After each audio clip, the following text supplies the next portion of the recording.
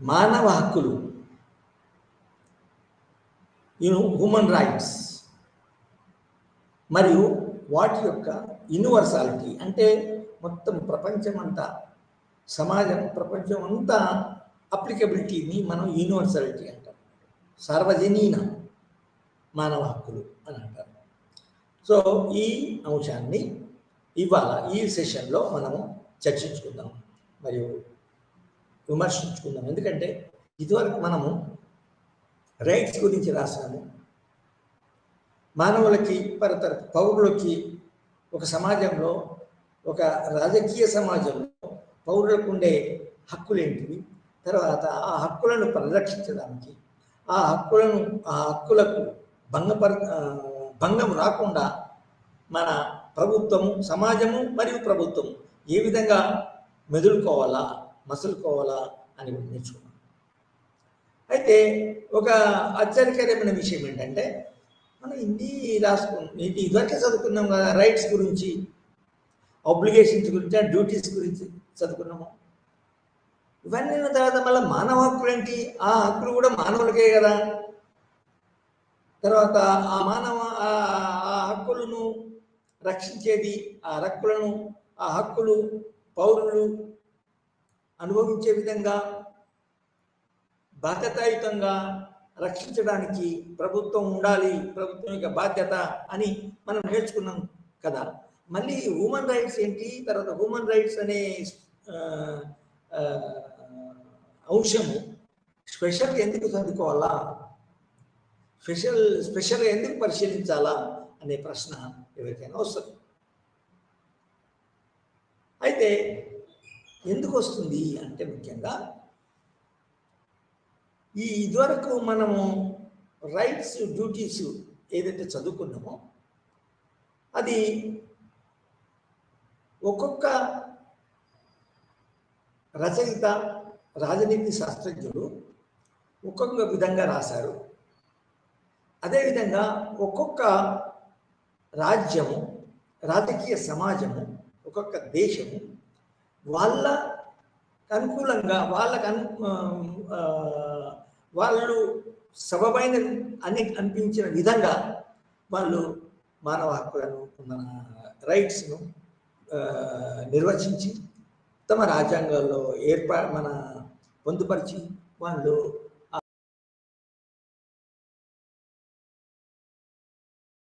విధంగా వాటిని అమలు చేయడం జరుగుతుంది. అయితే ఇక్కడ మనం స్పెషల్గా ఈ హ్యూమన్ రైట్స్, తర్వాత అది సార్వజనీనత అనే అంశము, ఈ రెండు కలిపి, మానవ హక్కులు తర్వాత సార్వజనీనత, ఈ రెండు కలిపి ఎందుకు చదువుకోవాలా అనేది మనము పరిశీలించుకోవాలి.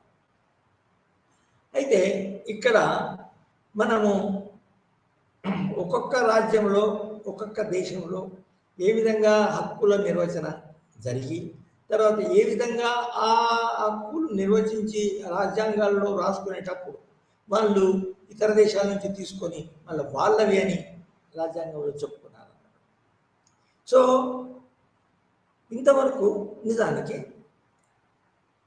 మన హక్కులు అనేటివి, రాజకీయ హక్కులు, మన సామాజిక హక్కులు, మన ఆర్థిక హక్కులు, తర్వాత సాంస్కృతిక హక్కులు నిజానికి ఒక్కొక్క దేశంలో ఒక్కొక్క విధంగా ఉన్నాయి నిజానికి. అయితే ఇందులో ఏమైనా కామనాలిటీ ఉన్నదా?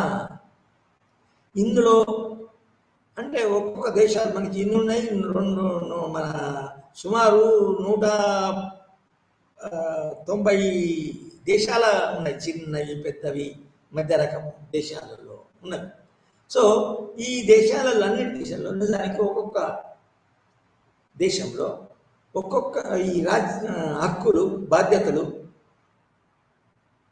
మన సమాజం, మన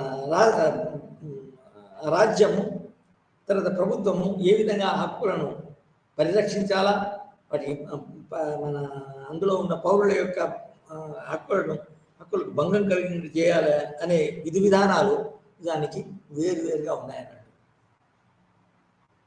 అయితే ఇందులో మనము ఈరోజు ఈ సెషన్లో ఏం నేర్చుకోవాలంటే, ఈ వివిధ దేశాల్లో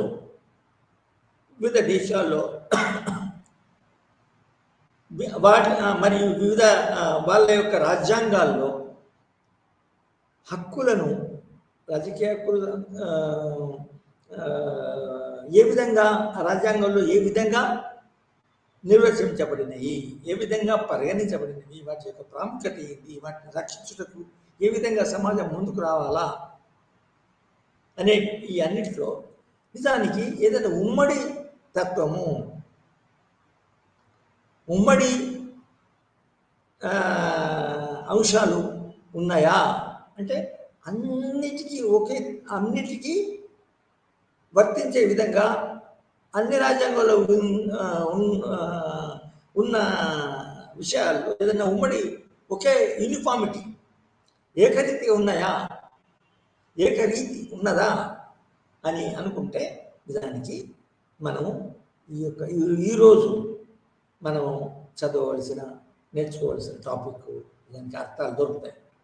ఏ విధంగా అర్థాలు దొరుకుతాయంటే, ఉదాహరణకి అమెరికాలో ఉన్న ఇండివిజువల్కి, పౌరునికి, లేకపోతే పౌరుల సమూహానికి ఉన్న ఆర్థిక హక్కులు ఏంటివి, అదేవిధంగా భారతదేశంలో ఉన్న పౌరులకు, తర్వాత పౌరుల సమూహాలకి ఉన్న ఆర్థిక హక్కులు ఏంటివి, భారతదేశము తర్వాత అమెరికా. సో అవి నిజానికి అవి ఒకటి రైట్ టు ప్రాపర్టీ అక్కడ ఉంది, ఇక్కడ ఉంది. సో అదేవిధంగా వేరే దేశాల్లోని రాజ్యాంగాల్లో ఇంకా ఈ విధంగా ఉంటే నిజానికి ఉన్న ఆ దేశాల్లో కొన్ని ఫర్ ఎగ్జాంపుల్ చైనాలో ఇప్పుడు కూడా మన ఆస్తి హక్కు ఒక విధంగా ఉంది. ఈ వేరే దేశాల్లో అమెరికా, ఇండియాలో ఉన్న విధంగా అక్కడ లేదు. సో కానీ వేరే దేశాలు అమెరికా, ఇండియా మరియు బ్రిటన్, తర్వాత వెస్ట్రన్ యూరోపియన్ కంట్రీస్లో ఒకే విధంగా ఉన్నాయి. సో ఇక్కడ మన యొక్క ఈ సెషన్ యొక్క ఈ చర్చ యొక్క ప్రత్యేకత ఏంటంటే, ఆ ఉమ్మడితనం ఏంటి, ఆ ఉమ్మడితనం అనేది ఎందుకు వస్తుంది, అమెరికాలో తర్వాత ఇండియాలో మన మానవులకు ఉండే హక్కులు ఏదైతే ఉన్నాయో ఒకే రీతిగా ఎందుకు ఉన్నాయి, అక్కడి హక్కులు ఇక్కడి హక్కులు, right to property, right to life అంటే ఎందుకు ఒకే విధంగా ఉన్నాయి అని మనం ప్రశ్న చేసుకుంటే నిజానికి అవి మానవుల గురించి మన రచించబడినవి, రాజ్యాంగాల్లో పొందుపరచబడినవి మరియు అమలు చేయబడుతున్నవి. అదేవిధంగా భారతదేశంలో తర్వాత ఇతర మన హక్కు, ఆస్తి హక్కు ప్రాథమికంగా పరిగణింపబడి ఇతర మన వెస్ట్రన్ కంట్రీస్లో ఏ విధంగా ఉన్నదో ఇవన్నీ ఒకే రీతిగా ఉన్నవి. సో ఇవన్నీ ఒకే రీతిగా ఎందుకు ఉన్నాయి అనేది మనం ప్రశ్న వేసుకుంటే నిజానికి వీటన్నిటి ఈ మూడు, అమెరికా, ఇండియా, బ్రిటన్ మరియు ఇతర వెస్ట్రన్ కంట్రీస్లో ఉన్న వాళ్ళందరూ ఎవరికైతే అవి మన చేయబడ్డవో, రాజ్యాంగంలో చేర్చబడ్డవో, రాజ్యాంగాల్లో పొందుపరపబడినవో వారందరూ మానవులే. అంటే అక్కడ అమెరికాలో ఉన్న వాళ్ళు మానవులే, ఇండియాలో ఉన్న వాళ్ళు మానవులే, వెస్ట్రన్ కంట్రీస్లో ఉన్న మానవులే. ఉన్న వాళ్ళందరూ జర్మనీ, ఫ్రాన్స్, ఇటలీ, వీళ్ళందరూ టర్కీ, వీళ్ళందరిలో ఉన్న వాళ్ళు అందరూ మానవులే. ఈ మానవుల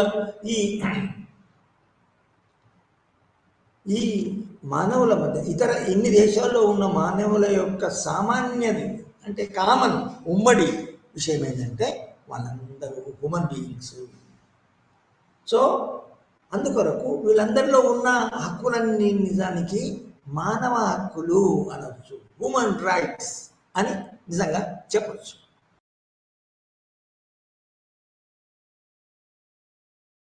అని మనం అంటాము. తర్వాత వాటిని నిజానికి హ్యూమన్ రైట్స్ అనేది నిజానికి మన అనుభవించడంలో, తర్వాత మన ఆయా ప్రభుత్వాలు ఏ విధంగా వాటిని రక్షించుతున్నాయి, ఏ విధంగా వాటికి భంగం కలుగుతుందా, భంగం కలగకుండా వీళ్ళందరి మధ్యన ఎటువంటి కోఆపరేషన్ ఉండాలా, వీళ్ళందరూ కోఆపరేట్ చేసుకోవాలి. ఫర్ ఎగ్జాంపుల్ టెర్రరిజం ఉంది. టెర్రరిజం ఏం చేస్తుంది? మన నిజానికి చాలా దేశాల్లో అమెరికా, ఇండియా, మన వెస్టర్న్ కంట్రీస్లో ఉన్న సామాన్య జన జీవితాన్ని పూర్తిగా భంగం చేస్తుంది. తర్వాత సామాన్యులని మన చంపడం జరుగుతుంది. చంపేది మనం మానవభావం పెట్టి తీసుకొచ్చి అక్కడ టెర్రరిస్టు చచ్చేది ఒకటి, కానీ ముందు చనిపోయేది 10, 100, 1000 చనిపోతున్నారు. సో ఇక్కడ సామాన్య ఉమ్మడి ప్రయోజనం అనేది ఒకటి ఏర్పడుతుంది. ఏంటి? ఈ వివిధ దేశాల్లో ఉన్న పౌరులను రక్షించడము అనేది ఈ దేశాల్లో ఉమ్మడి ఆశయము, లక్ష్యము, బాధ్యత అయి ఉంటుందండి. సో ఈ ఉమ్మడి యొక్క అంశము ఈ మానవ హక్కుల యొక్క సామాన్యత, సార్వజనీనత అనేది ఎట్లా వచ్చిందంటే అన్ని దేశాలలో ఉన్నవాళ్ళు మానవులే కాబట్టి ఆ దేశాల పౌరసత్వము ఒక రకంగా ఉండొచ్చు. అమెరికాలో ఒక పౌరుడు అమెరికాలో ఉన్న రాష్ట్రాలకు సంబంధించిన పౌరుడుగా ఉంటాడు. తర్వాత అంతేకాకుండా అమెరికా ఫెడరేషన్ యొక్క పౌరుడే ఉంటాడు. కానీ మన దేశంలో ఆ పౌరసత్వం, 2 పౌరసత్వాలు, ద్వంద్వ పౌరసత్వం లేదు. అంతేకాని వాళ్ళు మానవులే, వీళ్ళు మానవులే. ఒక రకమైన పౌరసత్వం ఉంది అక్కడ, ఇంకొక రకమైన పౌరసత్వం ఉంది. కానీ పౌరసత్వం తీసేస్తే మానవులు, అక్కడ వాళ్ళు మానవులే, ఇక్కడ. అదేవిధంగా మీరు వేరే మన వెస్ట్రన్ కంట్రీస్లో పోల్చుకుంటే అక్కడ అందరూ మానవులు, పౌరులందరూ మానవులే. సో ఈ మానవీయత అనేది ఒక సామాన్యమైన అదన. దానివలన ఆ సామాన్యమైన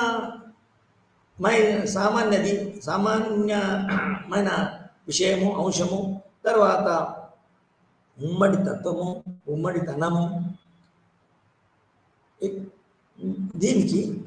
దీని తర్వాత ఏమొస్తుంది అంటే అదే దానికి మనము ఈ యూనివర్సాలిటీ అంటే హక్కులన్నిటికీ యూనివర్సల్ అంటే ఇక్కడ మనిషికి హక్కులు, మనం జీవించడానికి హక్కు ఉంటే మన భారతదేశం, అమెరికా దేశాల్లో, వెస్ట్రన్ కంట్రీస్లో, మరి వేరే దేశాల్లో కూడా జీవించడానికి హక్కు. ఆ జీవించడానికి హక్కు మన రాజ్యాన్ని, ప్రభుత్వము, రాజ్యము దాన్ని మన నిజానికి మన పరిరక్షించాలా, భంగం కలగకుండా బాధ్యత ఇదాన్ని మెదలాలా అని.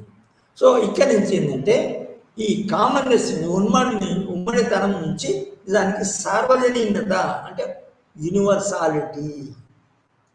So certain rights, right to property, right to Liberty, right to freedom, ఈ హక్కులన్నీ ఏదైతే ఉన్నాయో నిజానికి సార్వజనీనతను పొందినాయి. ఎందుకంటే అవి అనుభవించే వాళ్ళు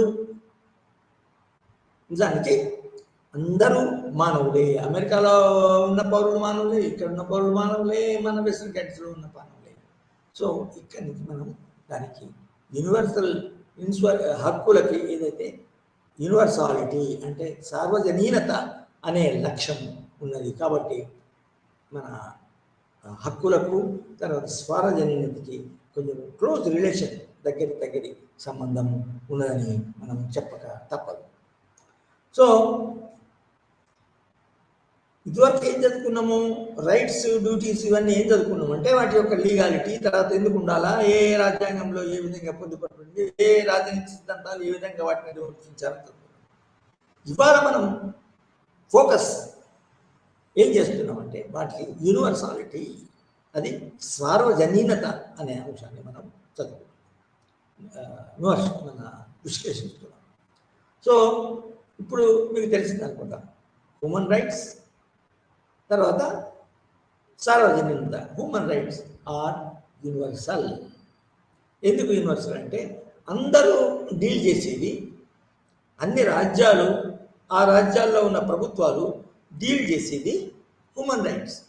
హ్యూమన్ రైట్సే, అందరు హ్యూమన్ బీయింగ్సే. మనం నిజానికి రైట్స్ అన్నప్పుడు అసలు హ్యూమన్ బీయింగ్సే ఉంటారు. అది మనం చదివే వేరే యానిమల్స్కి తర్వాత వేరే జీవులకు హక్కులు ఉన్నాయో, లేకపోతే వాళ్ళని పరిరక్షించాలనేది మనుషులే వాళ్ళ యొక్క యానిమల్స్ యొక్క మన రైట్స్ని పరిరక్షించాం, కానీ మనం చదివేది మాత్రం ఒక హ్యూమన్ బీయింగ్స్ యొక్క మన ఇది హక్కులు మాత్రమే. హ్యూమన్ బీయింగ్స్ యొక్క మన వసతులు, తర్వాత ప్రొటెక్షను, జీవితాలు, వాటి గురించి మాత్రమే చదువుతున్నాం. సో ఇది హ్యూమన్ రైట్స్ అనేది, తర్వాత వాటి యొక్క సార్వజనీనత అనేది ఇవాటి సెక్షన్ యొక్క ముఖ్యమైన మన ప్రాధాన్యత, ఫోకస్ అన్నట్టు. తర్వాత ఏంటంటే హ్యూమన్ రైట్స్ నిజానికి అది ఎక్కడి నుంచి వచ్చింది, దేని చారిత్ర ఎందుకంటే అసలు నిజానికి అది మొట్టమొదటి నుంచి ఈ హ్యూమన్ రైట్స్ అనేది ఒక విధంగా కాకుండా ఇంకొక విధంగా చాలా క్రూడ్ రూపంలో, చాలా undefined, not so well defined రూపంలో ఉన్నా కూడా ఇదివరకు అంటే యాన్సెంట్ మిడివల్ కాలాల్లో కూడా ఈ హ్యూమన్ రైట్స్ అనేది ఉన్నది. బెబిలోనియన్ సివిలైజేషన్ ఉండొచ్చు, ఉపనిషత్తులో మన దేశంలో మన సంస్కృతిలో ఉపనిషత్తులో ఉండొచ్చు. ప్రతి కాలంలో ఈ హ్యూమన్ రైట్స్ గురించి చర్చ జరిగింది. తర్వాత ముఖ్యంగా సమాజము, రాజ్యము అనేది రాజ్యాధికారం, రాజ్యాధినేతలు అందరూ హ్యూమన్ రైట్స్ గురించి ఒక విధంగా కాకుండా కూడా ఒక విధంగా ఇది పరిరక్షించడానికి ప్రయత్నం చేశారు. ఇది అంటే దాని అర్థం ఏంటంటే హ్యూమన్ రైట్స్ అంటే కొత్తది కాదు, కానీ ఒక విధంగా ఒక అడ్వాన్స్మెంట్ అనేది జరిగింది. ఒక విధంగా అడ్వాన్స్మెంట్ అనేది జరిగింది అంటే ఉదాహరణకి హ్యూమన్ రైట్స్లో ముఖ్యంగా సమస్యలు ఎక్కడ, ఒక వ్యక్తి లేక ఒక వ్యక్తుల యొక్క సమూహం, ఒక సొసైటీలో ఒక వ్యక్తుల సమూహము ఇంకొక వ్యక్తి కానీ ఇంకొక వ్యక్తుల సమూహాన్ని కానీ సవరించడమో, చంపడమో, మర్డర్ చేయడమో, మన కట్టుకోట్లు పోయడమో, వాళ్ళకి బాంబులు పెట్టి వాళ్ళని చంపడమో అనేది వచ్చినప్పుడు ఈ చంపే వ్యక్తుల సమూహం నిజానికి ఇంకొక వ్యక్తి యొక్క జీవితాన్ని, ఇంకొక వ్యక్తుల సమూహాన్ని తీసుకోవడానికి, చంపడానికి హక్కు లేదు. సో ప్రభుత్వం అనేది మన చంపబడే వ్యక్తులు, చంపకుండా చూసే వ్యక్తుల వాళ్ళను జీవాన్ని రక్షించడానికి ఉన్నది, ఎగ్జిస్ట్ అయింది. మన ఒబీడియన్స్ ప్రభు పరువు నుంచి వస్తుంది దీనివల్లనే. సో ఇక్కడ ఏంటంటే ఒక వ్యక్తిలో ఒక ఎవరైతే చంపడానికి పొందుకున్నాడో, ఇతరుల యొక్క హక్కులను, ఇతరుల జీవితానికి తీసేయడానికి పూనుకున్నాడో వాళ్ళని కంట్రోల్ చేయడము ప్రభుత్వం యొక్క బాధ్యత, మన రాజ్యం యొక్క బాధ్యత. సో ఇది మనము నిజానికి ఈరోజు ఫోకస్. ఇది ఫస్ట్ హ్యూమన్ బీయింగ్స్, అందరూ హ్యూమన్ బీయింగ్సే.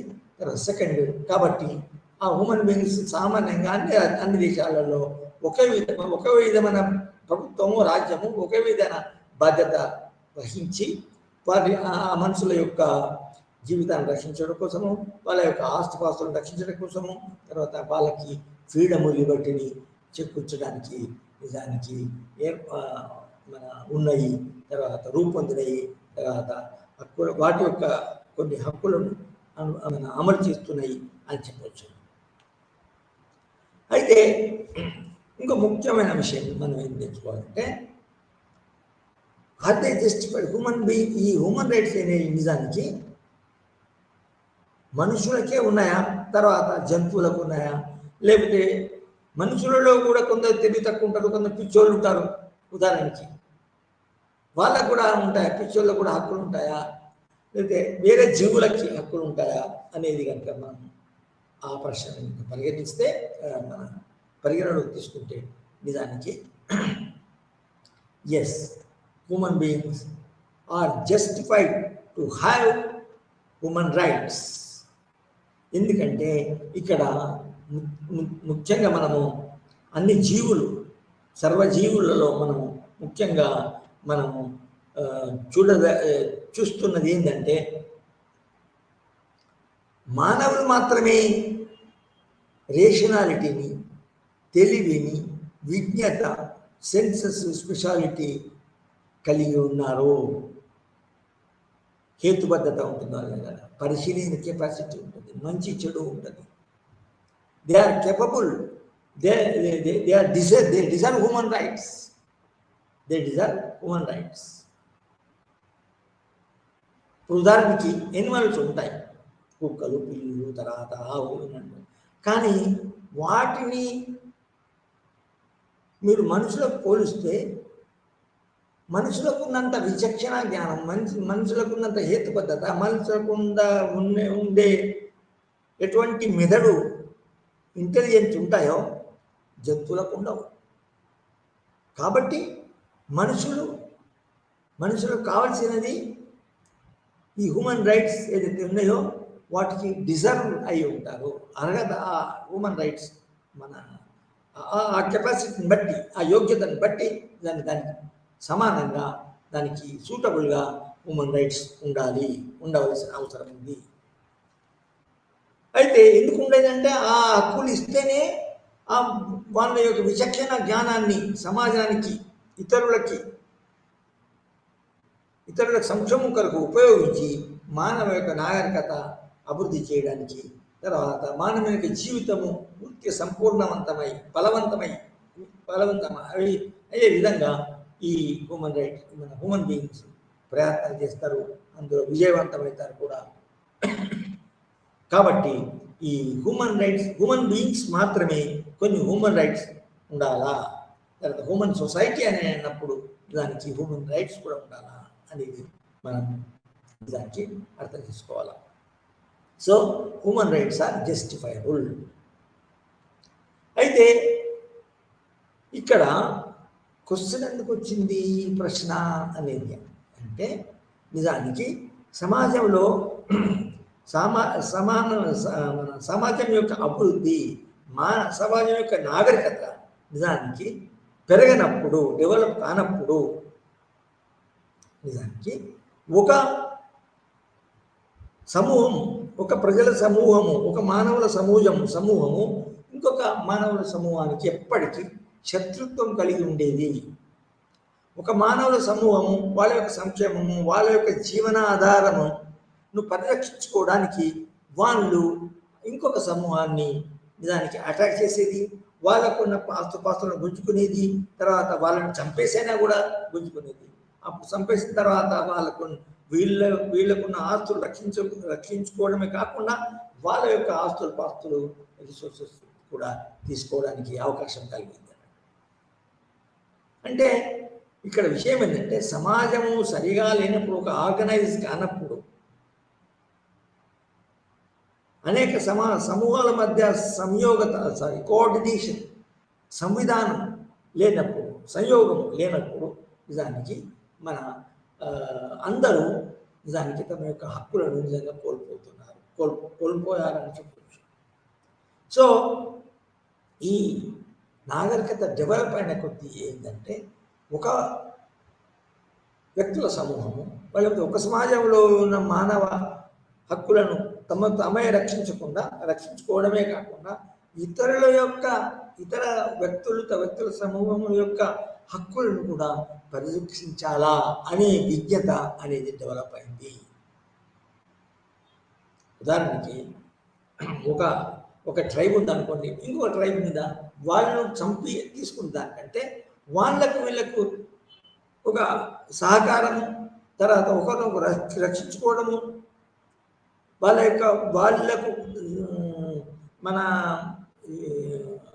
యొక్క సుఖాలకి, వాళ్ళ యొక్క జీవితానికి వ్యతిరేకంగా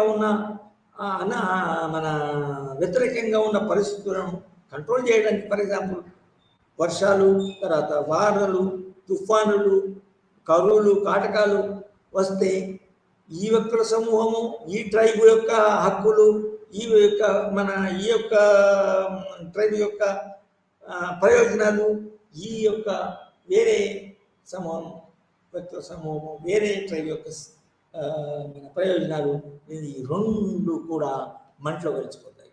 ఈ ఉదాహరణ యొక్క కామన్ ఫైర్ వచ్చిందనుకోండి, ఈ రెండు కూడా అక్కడ కాలిపోయి బూడిదైతే, బాగా కరువు వచ్చిందనుకోండి, ఈ రెండు ఇంతవరకు వ్యతిరేకంగా శత్రుత్వంగా ఉన్న యొక్క రెండు గ్రూప్స్ దానికి ఒక కామన్ ఎనిమి, కామన్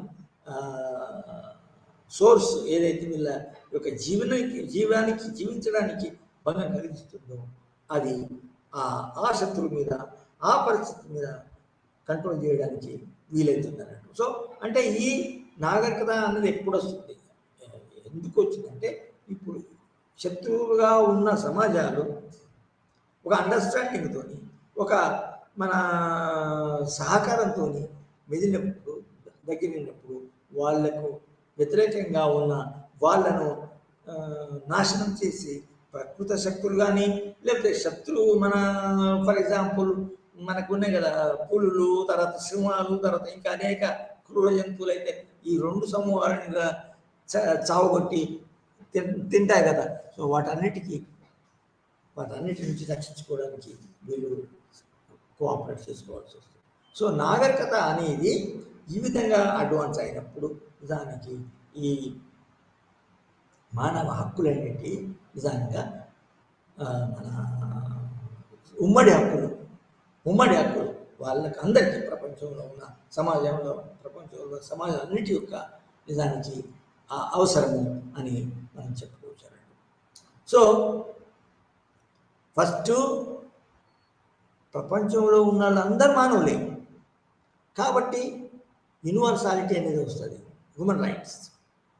అయితే అదేవిధంగా ఆ హ్యూమన్ రైట్స్ అనేది ఏ విధంగా డెవలప్ అయినాయి అంటే సమాజం నాగరికత అభివృద్ధి చెందిన కొద్దీ ప్రపంచంలో ఉన్న వివిధ ప్రాంతాల్లో ఉన్న మానవ సమూహాలు దానికి ఒక అండర్స్టాండింగ్కి వచ్చి వాటి యొక్క వాళ్ళ యొక్క పరిరక్షణ కొరకు ఫస్ట్ వాళ్ళ మధ్యన శత్రుత్వం లేకుండా, ఎందుకంటే వాళ్ళ ఒక మానవ సమాజంలో ఉన్న యొక్క అవసరము ఇంకొక మానవ సమాజంలో ఉన్న అవసరము, రెండు అవసరాలు ఒకటే.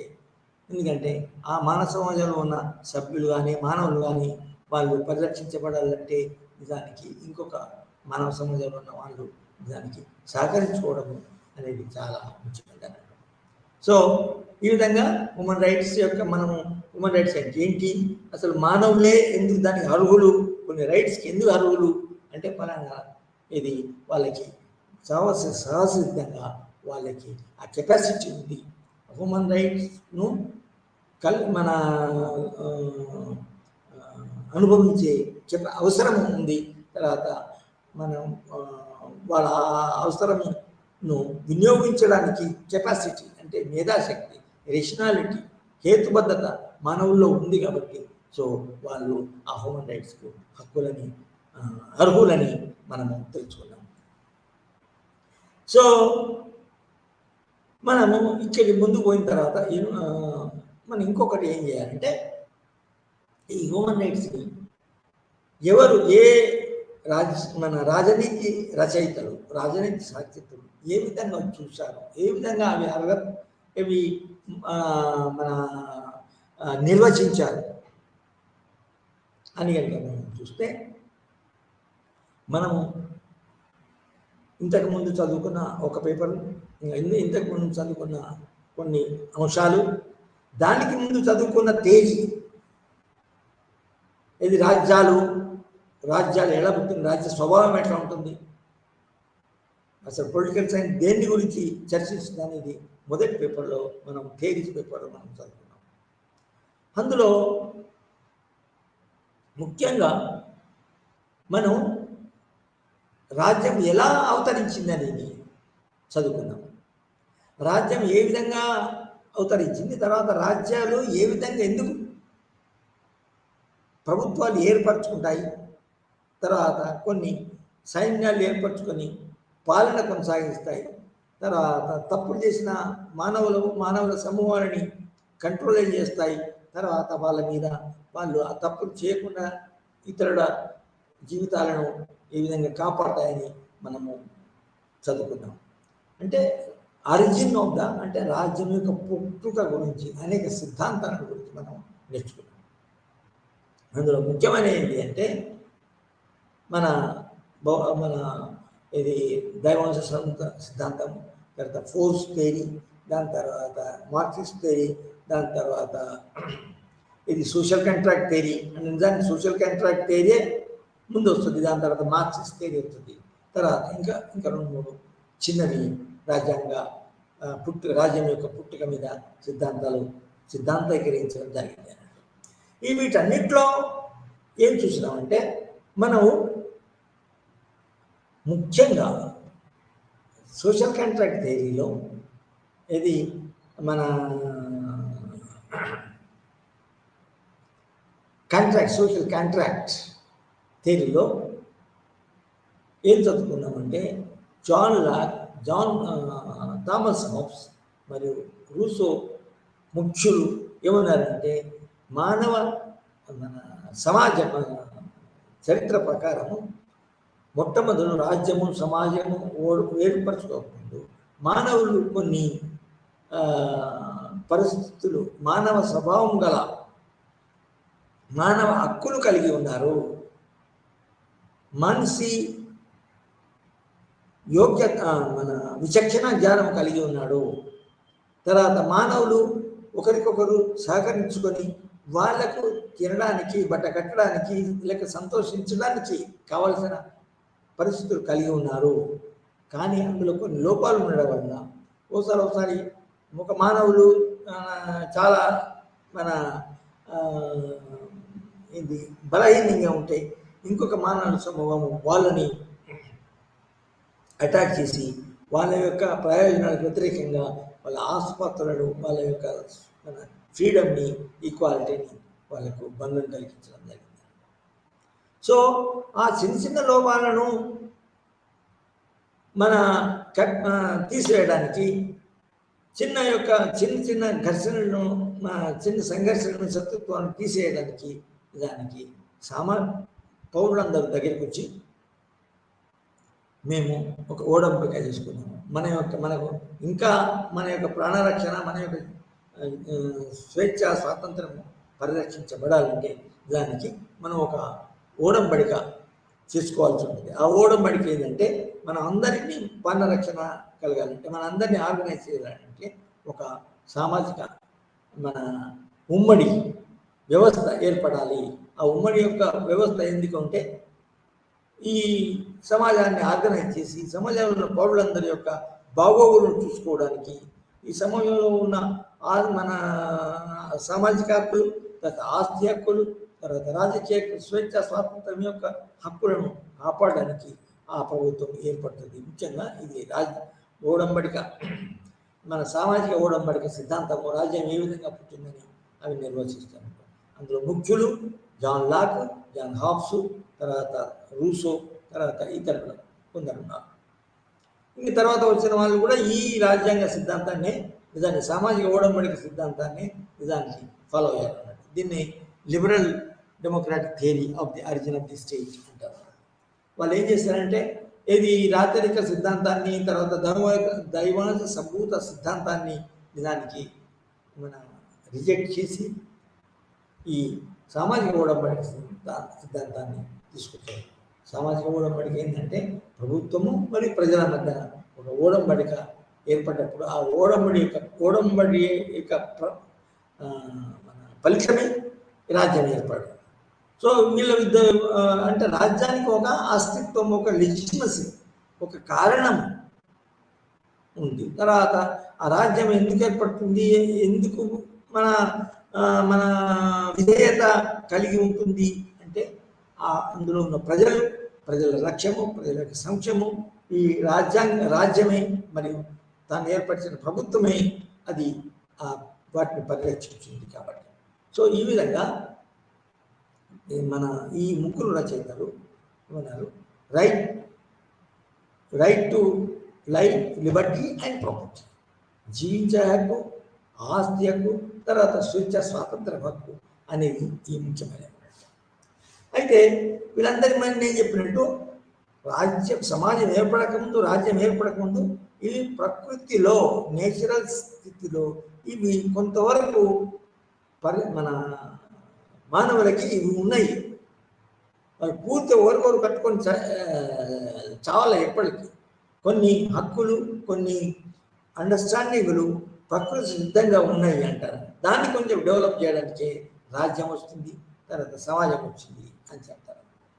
అఫ్ కోర్స్ మన మార్క్సిస్ట్గా ఏమంటారంటే నిజానికి మన సమాజంలో కొందరు ఆస్తి గలవారు, కొందరు ఆస్తి లేనివారు అనే స్థితికి డెవలప్ అయినప్పుడు ఆస్తి ఉన్నవారు వాళ్ళ యొక్క ఆస్తిని పరిరక్షించుకోవడానికి ఒక ఫోర్సు, ఒక బలమైన సైన్యాన్ని ఏర్పరచుకొని ఆ సైన్యం చేత ఆ సమాజాన్ని అంటే ఒక వర్గం ఏర్పడుతుంది ముందు. ఆ వర్గం ఏంటంటే ఆస్తి ఉన్నవారి వర్గము, తర్వాత ఆస్తి ఉన్నవారి వర్గము, ఆస్తి లేని వారి వర్గము మన బలం చెలాయించాలంటే, అధికారం చెలాయించాలంటే, వాటి నుంచి వాళ్ళ యొక్క ఆస్తిని హక్కు కాపాడుకోవాలంటే ఒక ప్రభుత్వం, ఆ ప్రభుత్వం సైన్యం ఉండడము, తర్వాత దాన్ని పరిరక్షించే ఈ రాజరికము ప్రభుత్వము ఏర్పడుతుంది అంటారు. కానీ ఆ మార్క్సిస్ట్ సిద్ధాంతం ప్రకారం ఏర్పడ్డా కూడా నిజానికి మొత్తం మీద ప్రజలందరికీ చెప్పేది ఏంటంటే అందరి ప్రజల యొక్క వర్గానికి అతీతంగా ప్రజలందరి యొక్క సంక్షేమం మన ఈ ప్రభుత్వం యొక్క బాధ్యత అని చెప్తారు. కానీ మార్క్సిస్ట్ దాన్ని క్రిటిసైజ్ చేస్తారు అంతే. సో ఈ విధంగా సమాజంలో స్వాభావిక సిద్ధాంతం మన సమాజం ఏర్పడక ముందు ప్రకృతిలో మన మానవులు ఒక ప్రకృతి సిద్ధమైన హక్కులు కలిగి ఉన్నారు. సో నిజానికి దాన్ని నేచురల్ రైట్స్ అంటారు. ఆ నేచురల్ రైట్స్ నిజానికి ఒక కొత్త వర్షన్, ఆ నేచురల్ రైట్స్కి ఒక కొత్త వర్షన్ ఏదైతే ఉందో ఆ కొత్త వర్షనే నిజానికి హ్యూమన్ రైట్స్ అని చాలామంది రాజనీతికులు భావిస్తారు. ఆ విధంగా దాన్ని పరిగణించారు. అంటే ఈనాటి human rights they are nothing but a new version of the old idea of natural rights అని మనం చెప్పచ్చు. సో మనం ఇప్పుడైతే ఏమైనా హ్యూమన్ రైట్స్ అనే ఎప్పటికీ అందరికీ అనుకుంటున్నామో అది నిజానికి it is a new version of the old natural concept of old idea of natural rights. ఆ నేచురల్ రైట్స్ యొక్క భావనే దానికి చాలామంది రాజనీతి రచయితలు, రాజనీతిజ్ఞులకు, రాజనీతి శాస్త్రజ్ఞుల యొక్క లక్ష్యము అని మనం చెప్పుకోవచ్చు. సో మనం ఈనాడు అంటే ఈ దశాబ్దము లేకపోతే ఈ మనం ఒక 40-50 సంవత్సరాల కింది వరకు పరిస్థితి ఏంటంటే హ్యూమన్ రైట్స్ అనేది ఈరోజు దానికి ప్రపంచం అంతటా దానిపై చర్చ అవుతుంది. హ్యూమన్ రైట్స్ని రక్షించడం ఎలా, వ్యాధుల నుంచి, తర్వాత మన మానవులలోనే మానవ జీవితాలను నాశనం చేసే మానవ సమూహాల నుంచి ఏ విధంగా మానవ హక్కులను కాపాడాలా అనే చర్చ జరుగుతుంది. ఎక్కడ చూసినా, ఏ దేశంలో చూసినా కూడా ముఖ్యమైన దేశాలలో హ్యూమన్ రైట్స్ అనేది చర్చించబడుతుంది. ఎందుకు చర్చించబడుతుంది అంటే దాని యొక్క భూమిని రక్షించవలసిన ప్రాధాన్యత అనేది అందరి యొక్క ఎజెండాలో ఉంది, అన్ని దేశాల యొక్క ఎజెండాలో ఉంది కదా. సో అందుకొరకే ఈరోజు మన దేశంలో హ్యూమన్ రైట్స్ కమిషన్ ఉంది. ఇది ఎక్కడి నుంచి వచ్చింది అంటే నిజానికి అంతర్జాతీయ స్థాయిలో హ్యూమన్ రైట్స్ యొక్క ప్రాముఖ్యత పెరిగింది. హ్యూమన్ రైట్స్ని కాపాడాలనే భావన ఎక్కువ ప్రాధాన్యత వహించింది. హ్యూమన్ రైట్స్ కాపాడే అవసరం అనేది ఏర్పడ్డది. తర్వాత ఈ హ్యూమన్ రైట్స్ని కాపాడాలంటే నిజానికి ప్రపంచంలో ఉన్న సమాజాల్లో వాటి యొక్క ప్రభుత్వాల మధ్య అవగాహన, మన అండర్స్టాండింగ్ ఏర్పడాలా అనేది కూడా దాని యొక్క ఏర్పాటు యొక్క అవసరం కూడా దానికి ప్రాధాన్యత వహించింది అని చెప్పాలి. ఉదాహరణకి మొదటి ప్రపంచ యుద్ధం అయిన తర్వాత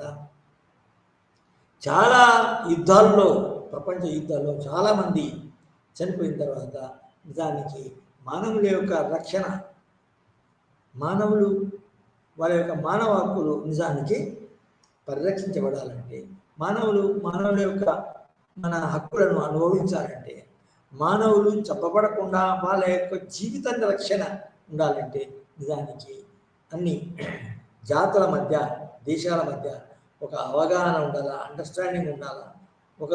ఒక దేశం ఇంకొక దేశం మీద దండెత్తి వేరే మన బలహీనమైన దేశాల్లో ఉన్న ప్రజలని చంపడము అనేది మంచిది కాదు అనే విధంగా నిజానికి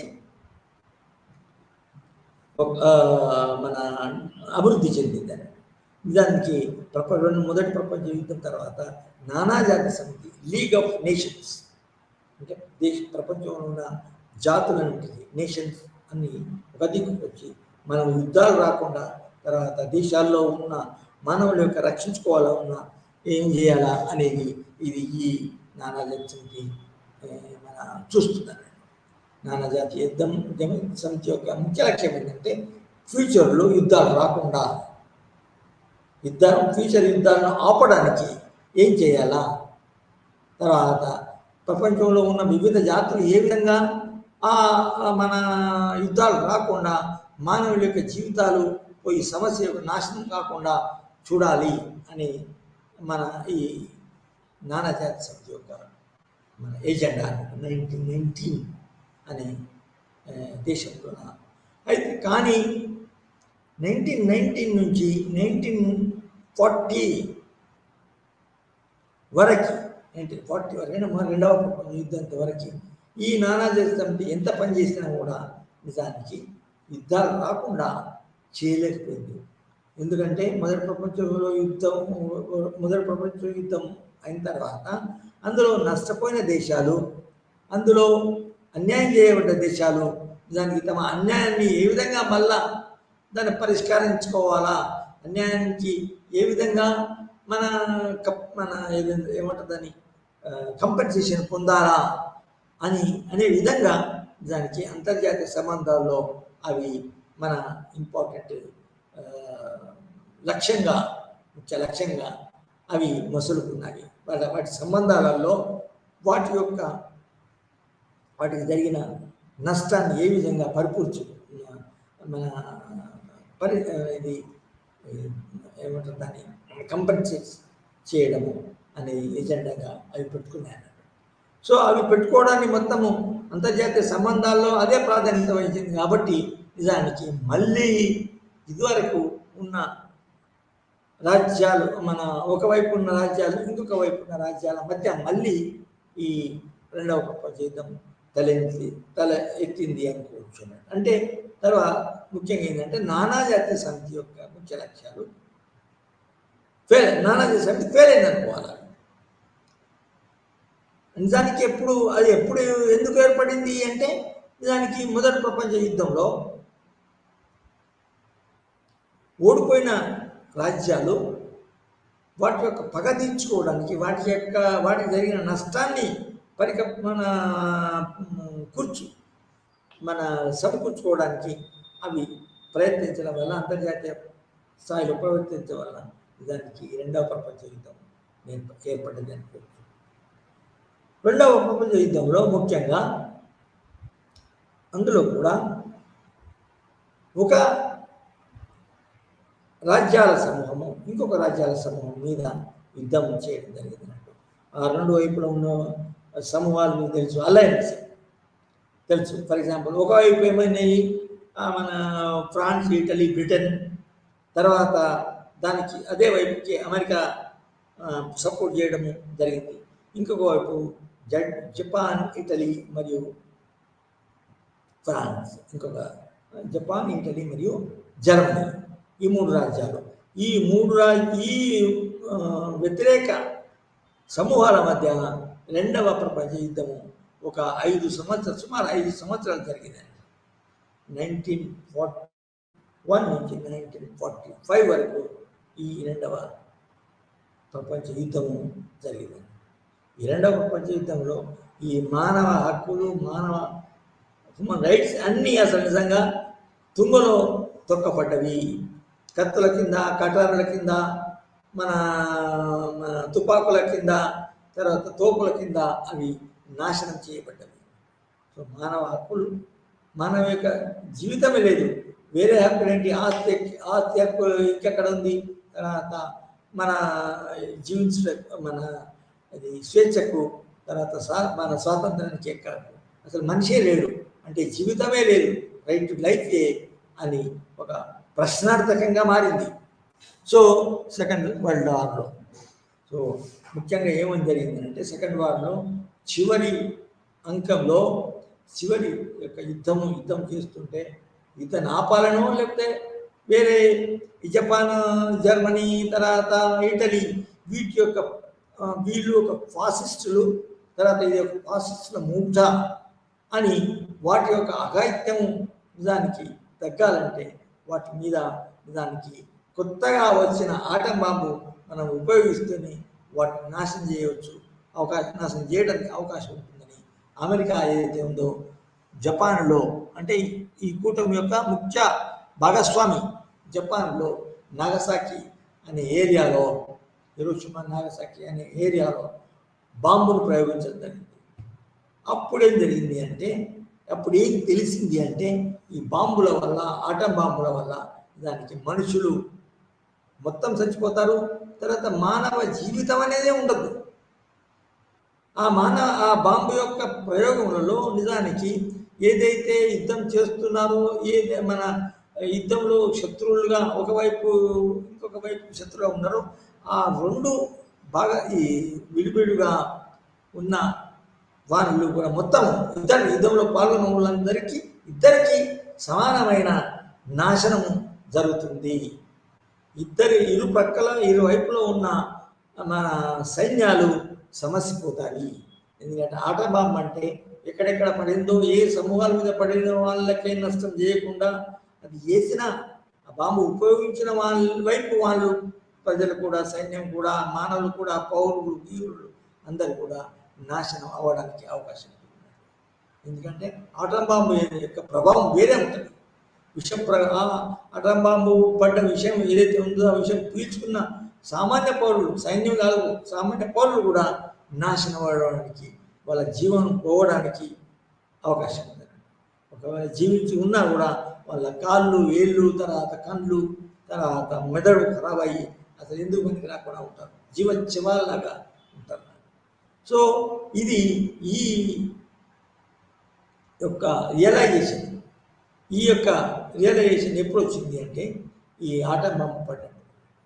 దానిలో ఆ బాటం వేసినప్పుడు ఈ మన ఫ్యాసిస్టు మన వర్గం ఏదైతే ఉన్నదో ఇటలీ మరియు జర్మనీ, జపాన్, హిట్లర్ దాని కింద ఒక్కొక్కరు ఒక్కొక్క ఫ్యాసిస్టు నాయకత్వం. ఫర్ ఎగ్జాంపుల్ జర్మనీ యొక్క నాయకుడు హిట్లరు, తర్వాత మన ఇటలీ యొక్క మన నాయకుడు, జర్మనీ యొక్క నాయకుడు హిట్లరు, ఇటలీ యొక్క మన నాయకుడు మసలోని, తర్వాత మన జపాన్ యొక్క నాయకుడు ఇంకొకరు.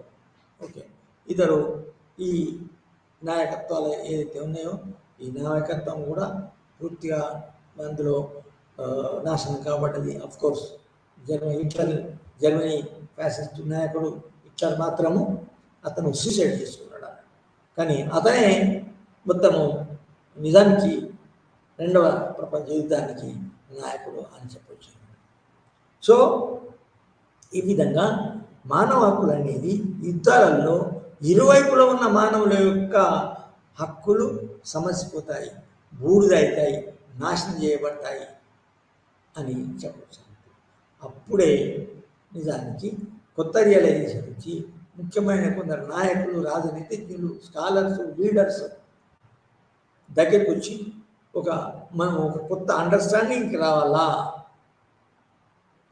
ఈ నానాజాతి ఇదివరకు ఏ విధంగా నానాజాతి ఒక ముఖ్య ఉద్దేశంతో ఏర్పడదో అప్పుడు ఉన్న అంతకంటే ఎక్కువ మనము హద్దులు పద్దులు పాటిస్తూ ఒక రూల్స్ అండ్ రెగ్యులేషన్ పాటిస్తూ ఒక కొత్త ఆర్గనైజేషన్, కొత్త అంతర్జాతీయ ఆర్గనైజేషన్ ఏర్పరచుకొని దాని ద్వారా మానవుల యొక్క ప్రాణరక్షణకే కాకుండా మానవుల యొక్క మన ఆస్తి హక్కులకి భంగం కలగకుండా, తర్వాత మానవ యొక్క ఆయురారోగ్యములను పెంపొందించడానికి, మానవ సమాజం పరిరక్షించుకోవడానికి, దేశాల్లో ఉన్న జనాన్ని మనము వాళ్ళ యొక్క జీవన విధానాన్ని మన రక్షించడానికి తర్వాత జీవన విధానాన్ని మన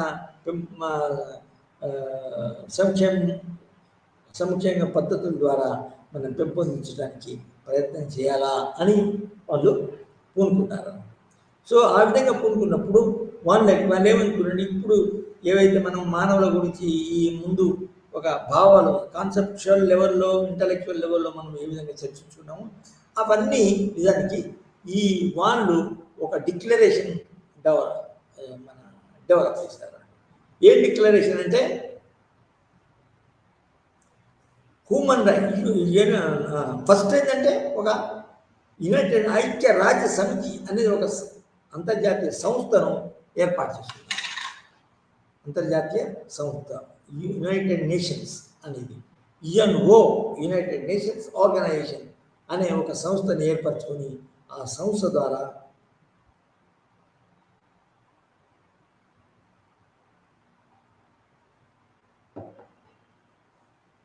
మానవుల యొక్క జీవితాలను పరిరక్షించడమే కాకుండా మానవుని యొక్క సంక్షేమము, మానవుని యొక్క మన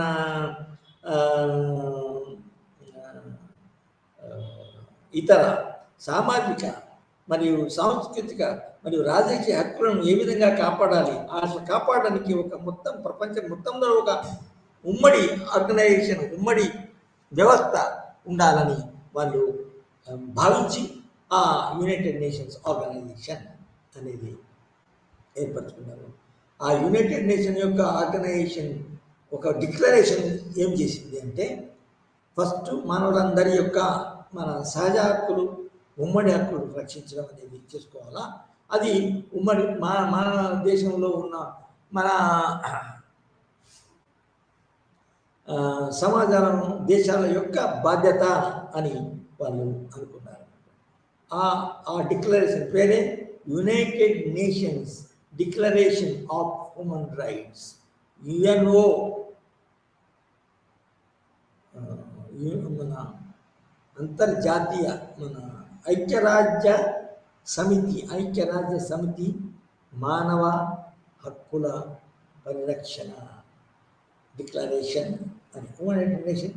ఆ ఈ మానవ హక్కుల పరిరక్షణ డిక్లరేషన్ యొక్క ముఖ్య ఉద్దేశం ఏంటంటే, ప్రమాదంలో మన ప్రపంచంలో ఉన్న మానవులందరూ, ప్రపంచం దేశాల్లో ఉన్న మానవులందరూ ఒక ఉమ్మడి అర్హత కలిగి ఉన్నారు. ఆ అర్హతకు సమానంగా కొన్ని హక్కులు ఉంటాయి. ఆ హక్కులను పరిరక్షించడానికి ఆ సమాజాల్లో ఉన్న ప్రభుత్వాల మధ్య ఒక అవగాహన ఏర్పరచుకొని ఒక మన కోఆర్డినేషన్ పెంపొందించి ఆ ప్రపంచంలో ఉన్న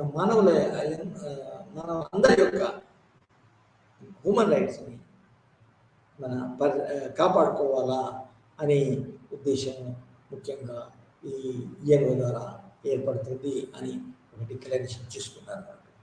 so now human rights commission. ఈ హ్యూమన్ రైట్స్ కమిషన్ 1948లో ఏ విధంగా డిక్లేర్ చేసిందో, United nations human rights commission యొక్క మన సిద్ధాంతాలు, సూత్రాలకు అనుగుణంగా అందులో ఉన్న సభ్యులందరూ కూడా వాళ్ళ యొక్క సమాజాల్లో, వాళ్ళ యొక్క దేశాల్లో దానికి అనుగుణంగా చట్టాలు చేయడము, విధానాలు రూపొందించడము జరుగుతుంది అని. ఇప్పుడు మన దేశంలో కనుక హ్యూమన్ రైట్స్ కమిషన్ ఉన్నదంటే దానికి మొట్టమొదలు ఒరిజిన్ సోర్సు దానికి యునైటెడ్ నేషన్ హ్యూమన్ రైట్స్ డిక్లరేషనే. మానవ హక్కుల పరిరక్షణ భావనే అది ఎక్కడి నుంచి వచ్చింది అంటే నానాజాతి సమితి నుంచి వచ్చిందనుకోవచ్చు. అందులో ముఖ్యంగా ఈ నానాజాతి సమితిలో చేరిన మన యునైటెడ్ నేషన్స్ ఐక్యరాజ్య సమితి నానాజాతి సమితి 1919 లీగ్ ఆఫ్ నేషన్స్. కానీ ఇప్పుడు మనం చర్చించింది ఐక్యరాజ్య సమితి, United nations, Born in 1945. So ఈ నానాజాతి సమితి యొక్క డిక్లరేషన్ అనుసరించే వివిధ సభ్య దేశాల్లో హ్యూమన్ రైట్స్ ప్రొటెక్షన్స్ కూడా వాళ్ళ దేశాల్లో కూడా ఏర్పరచుకున్నారు. ముఖ్యం మనం వేరే దేశాల్లో మీకు ఎంత నాలెడ్జ్ ఉంది, కానీ ప్రతి దేశంలో హ్యూమన్ రైట్స్ కమిషన్స్ ఏర్పరచుకున్నాయి. వాటి యొక్క కమిషన్ రైట్స్, ఫర్ ఎగ్జాంపుల్ మనకు హ్యూమన్ రైట్స్ కమిషన్ ఉంది, దేశ స్థాయిలో ఉంది, మరియు ఆ రాష్ట్ర స్థాయిలో కూడా హ్యూమన్ రైట్స్ కమిషన్స్ ఉన్నాయి. మనకి ఏమన్నా మన వ్యక్తులకి నష్టం కలుగుతుంటే ఒక ధనవంతుడు ఒక పూర్ పర్సన్ని లేకపోతే పూర్ పర్సన్స్ యొక్క సమూహము యొక్క స్వేచ్ఛ, స్వాతంత్రం, ఆస్తి ఇంకొక అతను మన భంగం కలిగించుకుంటే, దోచుకుంటే దానికి వ్యతిరేకంగా హ్యూమన్ రైట్స్ కమిషన్స్ మనం పోవచ్చు. ఇప్పుడు అంతెందుకు, నాదే అనుకుందాం, మీదే అనుకుందాం, ఒక వ్యక్తి అనుకుందాం, వ్యక్తి యొక్క హక్కులు హరించుకుపోతుంటే దానికి అతను హ్యూమన్ రైట్స్ పోవచ్చు ముందు.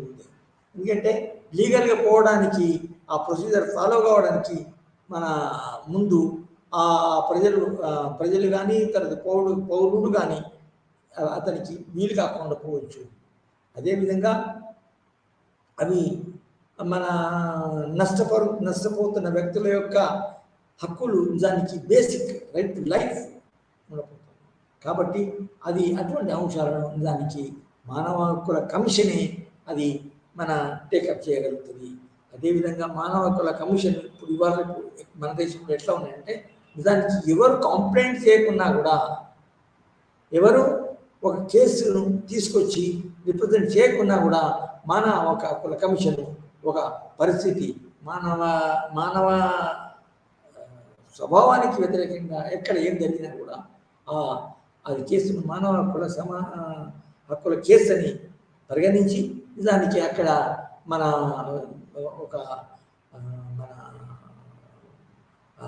ప్రభుత్వానికి, ఆ రాష్ట్ర ప్రభుత్వం కానీ కేంద్ర ప్రభుత్వానికి కానీ దాని దృష్టికి తీసుకొచ్చి అక్కడ జరుగుతున్న హీనమైన పరిస్థితిని, క్రూరమైన పరిస్థితిని నిజానికి మన పరిస్థితి నుంచి రక్షించవచ్చు. నిజానికి రాష్ట్ర స్థాయిలో, కేంద్ర స్థాయిలో ఈ హ్యూమన్ రైట్స్ ఆర్గనైజేషన్ ఉంది. ప్రతి హ్యూమన్ రైట్స్ ఆర్గనైజేషన్కి ఒక చైర్మన్ ఉంటాడు. ఆ చైర్మన్కి మనం కంప్లైంట్ చేస్తే మానవ హక్కుల వ్యతిరేక పరిస్థితిని అతను మన దూరం చేయడానికి అవకాశం ఉంటుంది. సో ఈ విధంగా మనం ఈ సెషన్లో అది ముందుగా మళ్ళీ చెప్పొచ్చు ఏంటంటే, ఈ హ్యూమన్ రైట్స్ డిక్లరేషన్ 1945లో ఏది జరిగిందో తదనుగుణంగానే వివిధ దేశాల్లో వివిధ రూపాల్లో, విషయం ఒకటే హ్యూమన్ రైట్స్, కానీ వివిధ రూపాల్లో, వివిధ ఆర్గనైజేషన్ రూపాలలో వివిధ దేశాలు హ్యూమన్ రైట్స్ కమిషన్లు, human rights organisations, human rights మన వ్యవస్థ అనే పేరు ఏదో పేరు పెట్టుకోవచ్చు, కానీ అన్నిటి యొక్క ముఖ్యమైన ఉమ్మడి యొక్క లక్ష్యం ఏంటంటే, మానవుల యొక్క తమ దేశాల్లో ఉన్న పౌరుల యొక్క, వ్యక్తుల యొక్క, మానవుల యొక్క మానవ హక్కులను పరిరక్షించడమే. సో ఈ విధంగా మనం ఈ హ్యూమన్ రైట్స్ తర్వాత వాటి యొక్క యూనివర్సాలిటీ అనేది చర్చించుకున్నాం. ఇంతటితో దానికి ఈ సెషన్ ముగించాలి.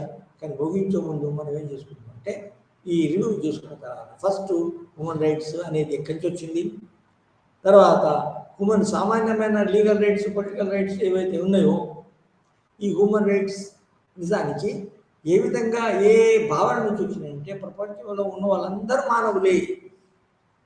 ఈ మానవీయత అనేది కామన్ కాబట్టి దీన్ని హ్యూమన్ రైట్స్ అని వచ్చింది. తర్వాత హ్యూమన్ రైట్స్ యొక్క ప్రాధాన్యత జస్టిఫైబుల్ ఎందుకంటే, ఈ మానవులందరూ వాళ్ళు ఈ ఇతర జీవులకు భిన్నంగా, ఇతర జీవరాశులకు భిన్నంగా వాళ్ళకి కొన్ని కెపాసిటీస్ ఉంటాయి. ఆ కెపాసిటీకి తగ్గట్టు నిజానికి వాళ్ళు హక్కులు కూడా కలిగి ఉండాలా అని. కాబట్టి మానవ హక్కులకి మానవులందరూ అర్హత కలిగి ఉంటారు అని కూడా మనం నేర్చుకున్నాం. సో ఈ మానవుల యొక్క ఈ డెవలప్ అయిన తర్వాత ఈ వివిధ భావనలు, వివిధ సిద్ధాంతాలు దానికి అమలు చేస్తున్నప్పుడు, మెల్లమెల్లగా అమలులోకి వచ్చినప్పుడు దానికి మన నానాజాతి సమితి కాలంలోనూ, మన ఐక్యరాజ్య సమితి కాలంలోనూ అవి అమలులోకి వచ్చినని చెప్పచ్చు. Thank you.